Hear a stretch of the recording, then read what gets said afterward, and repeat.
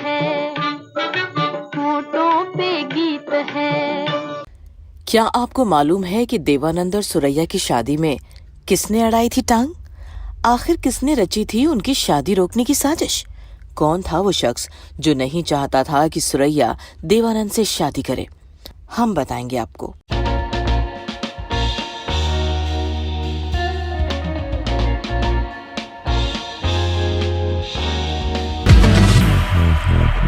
बहुत कम लोगों को मालूम है कि ये संगीतकार नौशाद ही थे जिन्होंने सुरैया और देवानंद की शादी रोकने के लिए रची थी साजिश। आखिर संगीतकार नौशाद ने क्यों किया था ऐसा, ये जानने के लिए हमें चलना पड़ेगा पीछे। बम्बई के उस दौर में जब एक तरफ सुरैया की आवाज थी तो दूसरी तरफ संगीतकार नौशाद की धुन। सुरैया स्कूल में थी और स्कूल से गैर हाजिर होकर उसने संगीतकार नौशाद के लिए गाना शुरू कर दिया था। नौशाद के लिए बतौर सिंगर सुरैया की पहली फिल्म थी नई दुनिया, जो आई थी 1942 में। सुरैया की उम्र थी तब 12-13 साल। नई दुनिया को डायरेक्ट किया था फिल्मकार A.R. कारदार ने। इसी साल A.R. कारदार ने अपनी प्रोडक्शन की फिल्म शारदा में भी सुरैया से गवाया था। दरअसल ये फिल्मकार A.R. कारदार ही थे जिन्होंने अगले 10 साल तक संगीतकार नौशाद के साथ काम किया और अपनी फिल्मों में सुरैया से ढेरों गाने गवाए। मुरली वाले मुरली बजा, सुन सुन मुरली को नाचे जिया। संगीतकार नौशाद और फिल्मकार A.R. कारदार की आपस में काफी छनती थी और दोनों मिलकर काम करना पसंद करते थे। 1949 में दोनों ने 50-50 के पार्टनरशिप में एक फिल्म कंपनी भी बनाई थी जिसका नाम था म्यूजिकल पिक्चर्स। म्यूजिकल पिक्चर्स ने 1949 में फिल्म दास्तान जैसी सुपरहिट फिल्म बनाई थी जिसमें सुरैया ने कई खूबसूरत गाने गाए थे।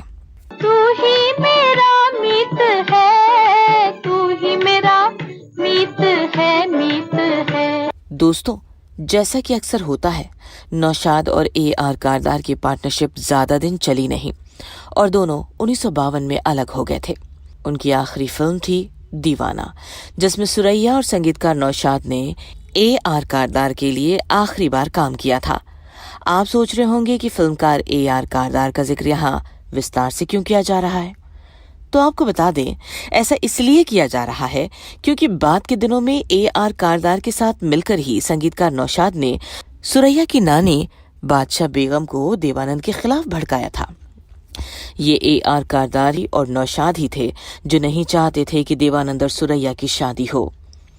दोस्तों, सुरैया ने 1942 से लेकर 1952 के बीच नौशाद के लिए गाने गाए।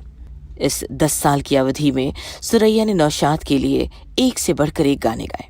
दिल को तेरी तस्वीर से बहलाए हुए हैं, बहलाए हुए हैं। सुरैया 1947 से लेकर 1952 के बीच दुनिया में स्टार सिंगर के तौर पर स्थापित रहीं।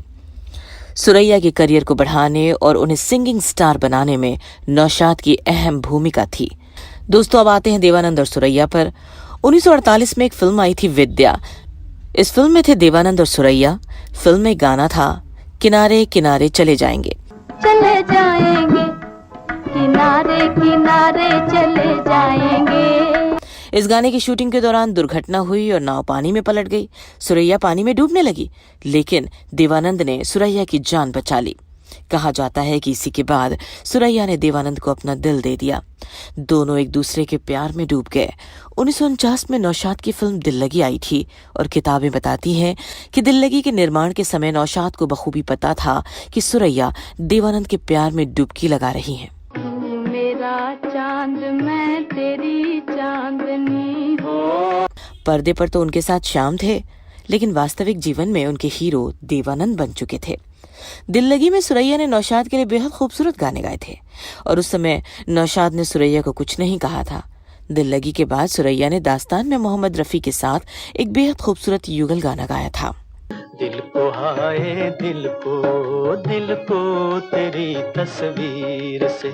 दास्तान दिल लगी से ज्यादा चली थी और इस फिल्म ने सुरैया को सिंगिंग स्टार बना दिया था। बहलाए हुए हैं, दिल को हाय दिल को।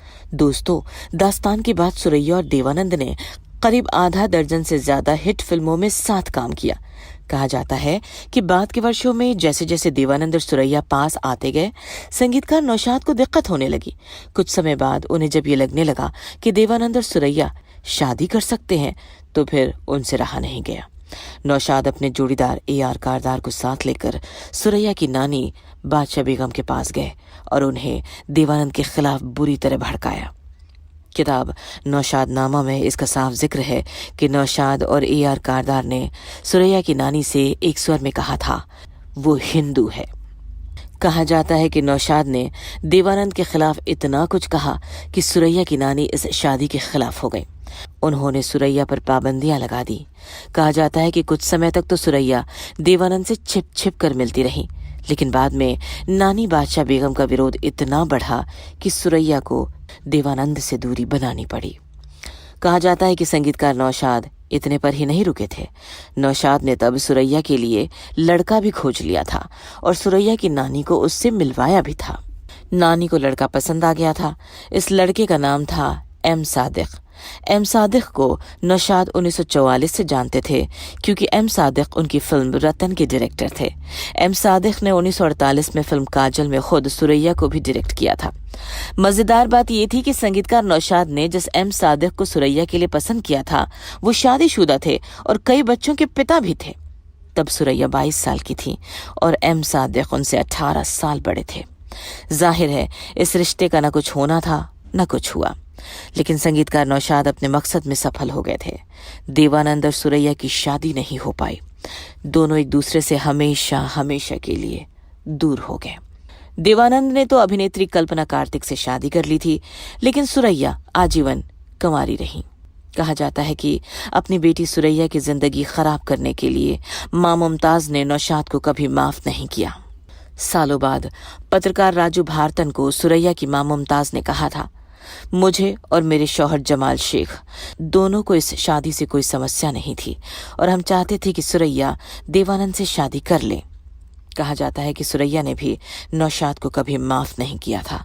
बतौर संगीतकार नौशाद ने उनके लिए जो किया उसके लिए वो ताउम्र नौशाद का शुक्रगुजार रहीं, लेकिन देवानंद को उनसे जुदा करने का जो काम उन्होंने किया उसके लिए उन्होंने अंत तक नौशाद को माफ नहीं किया।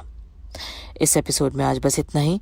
अगले एपिसोड में आपसे फिर होगी मुलाकात। तब तक के लिए हमें आज्ञा दीजिए। नमस्कार। नहीं दिल का लगाना कोई दिल लगी कोई दिल